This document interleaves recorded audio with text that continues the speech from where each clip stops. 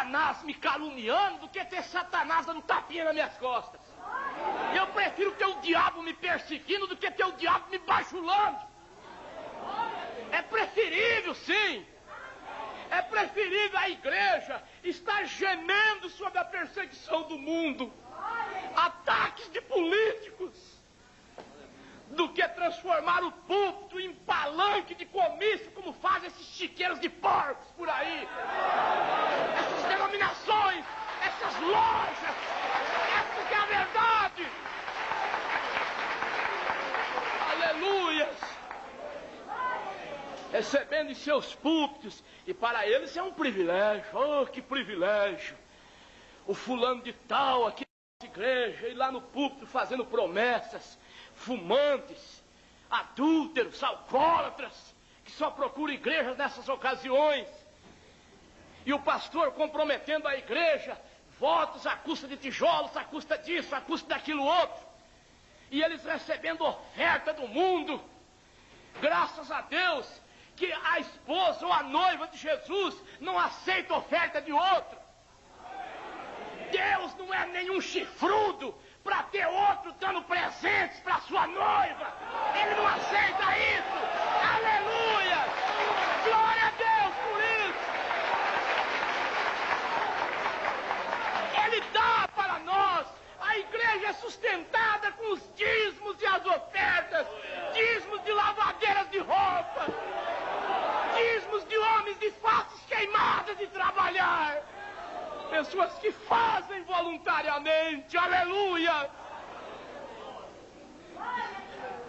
O diabo olhou com raiva, mostrou a sua língua para o profeta, aquela cobra monstruosa, e foi em direção ao profeta. Só que à medida que ela ia se aproximando, ela foi ficando lenta, porque havia uma força rechaçando aquela cobra. E ela foi ficando lenta, lenta, e até que não deu conta e parou e ficou tremendo. Oh, igreja! Se há uma coisa que o diabo respeita no crente, é o sinal, é a vida vivida. Você pensa que o diabo respeita pregação bonita, oração bonita, ou voz bonita para cantar? Tudo isso ele tem. Ele sabe pregar bonito, ele sabe orar, ele sabe cantar, ele sabe falar línguas. Ele até dá risada. Ele diz: você está aí gritando, você está aí pregando, você está aí orando, você vai me amedrontar com isso? Você namora comigo todo dia? Todo dia você passa uns momentos comigo, você tem prazer comigo? Eu te faço sorrir lá no serviço. Eu inspiro meus vasos lá para contar piadas sujas e você dá até gargalhada. E até conta também. Eu te seguro todo dia, você já está viciada numa novela de televisão. Amizade com o mundo é inimizade contra Deus.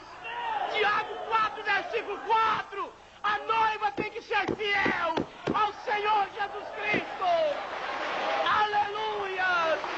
Glória a Deus! Aleluia! Você me amedrontar com a tua pregação, ou com isso, ou com aquilo outro, quando você namora comigo, quando eu saio na rua através de mulheres mal vestidas, você as cobiça. Mas quando há uma vida vivida, o diabo chega ali e esbarra. Ele sabe o pau que ele lenha. Quando ele chega em uma pessoa que tem sinceridade diante de Deus, mesmo que você tenha fraquezas, porque há aqueles erros que você não desejaria tê-los e luta contra eles. Esses ficam escondidos no sangue do Senhor Jesus Cristo. Aleluias! Glória a Deus! Não, ela não conseguia chegar no irmão Brana. Isso me faz lembrar daquele endemoniado que também não conseguiu chegar no irmão Brana. Ele parou, ele suava frio, ele lutava, mas ele não conseguia. A polícia quis intervir, o profeta disse não. Isso é força espiritual. E força espiritual só se combate com outra força espiritual. Tem que ser a força de Deus. Os ministros até acharam que era uma imprudência do irmão Brana, porque aquele homem podia causar um escândalo ali no auditório, quando ele não aceitou a intervenção da polícia. Mas o profeta estava seguro do que ele fazia. E ele aceitou o desafio para enfrentar aquele homem. A igreja ficou em grito e ele disse em uma voz baixa que foi ouvida somente pelas pessoas que ocupavam os primeiros bancos. Porque tem gente que pensa que expulsar demônios é através de gritos. Tonalidade de voz, aquela gritaria, aquele tipo de bagagem pentecostal. E pôr Bíblia na cabeça de endemoniado. Isso aí não expulsa. Demônio anda com Bíblia debaixo do braço. O diabo não tem medo da Bíblia, da letra, do papel. Gritaria, isso daí não expulsa demônio. E sim é a autoridade, é a unção do Espírito. Você pode falar em voz baixa, o diabo sai. Aleluias! Às vezes até no silêncio você consegue isso. Em oração lá no teu quarto. Glória a Deus, aleluias. Apesar de que expulsar demônio, na concepção dos pentecostais, é só aquele tipo de demônio que convulsiona, né? Que grita, que cai, que derruba banco. Esses exorcistas por aí, que em reunião que pessoas não caem, eles não ficam satisfeitos. E usam até de meios psicológicos para fazerem isso. São artistas de púlpito. Usam de meios psicológicos para impressionar o povo, para dar lugares a convulsões, a histerismo, a gritos. E ficam ali dizendo que o diabo chegou e está mais para aquele lado, agora chegou mais do outro lado, está vestido de lampião, e vai descrevendo e vai dando arrepio nas pessoas, e de repente aquele grito histérico, principalmente nas mulheres que são emocionalmente mais fracas. Ali eles fazem aquele espetáculo diante do povo, põe a mão na cabeça, a pessoa quieta, pronto, expulsou o demônio. Tem tantos demônios acomodados. Demônio não vem somente através de convulsões. Existem demônios acomodados. E que, no entanto, a mensagem de Deus os expulsa. Essa é uma das maneiras. Quando uma mulher vem socialmente vestida com uma roupa curta na igreja, ela está com demônio de adultério. Mas se ela se liberta daquilo e põe roupa como uma mulher, aquele demônio foi expulso. Aleluia! Pelo poder do nome do Senhor Jesus Cristo. Aleluia! Quando o profeta diz: Satanás, por que tu tens desafiado o servo de Deus? Em nome de Jesus Cristo tu cairás aos meus pés. E ele caiu. E uma onda de glória a Deus explodiu dentro da igreja. E nesta noite aqui pode acontecer. Demônios e enfermidades debaixo dos nossos pés. Mas quando aquela mamba, aquela monstruosa cobra viu que não podia pegar o profeta de Deus, ela olhou para o outro lado e viu um irmão que estava ao lado. E ela foi em direção àquele irmão. Quando ela foi em direção àquele irmão, o profeta levantou as suas duas mãos e disse: ó Deus, tenha misericórdia do meu irmão. Se ela o picar, será morte instantânea. Oh, irmão, será que nós podemos fazer isto? Amém. Quando você vê o diabo se aproximando de um irmão, se andando com o irmão, você já derramou uma lágrima por ele? Às vezes o que muitos fazem é falar, é maldizer, é pegar uma pá e acabar de enterrá-lo. O profeta dizia: Deus, tenha misericórdia do meu irmão. Você pode agora pensar em uma pessoa que está afastando da palavra, que está fracassada, e você pedir: Deus, tenha misericórdia da minha irmã, tenha misericórdia do meu irmão. Jesus rogou por Pedro, ele avisou a Pedro, ele disse: Pedro, Satanás quer se andar contigo, mas eu roguei por ti para que a tua fé não desfaleça.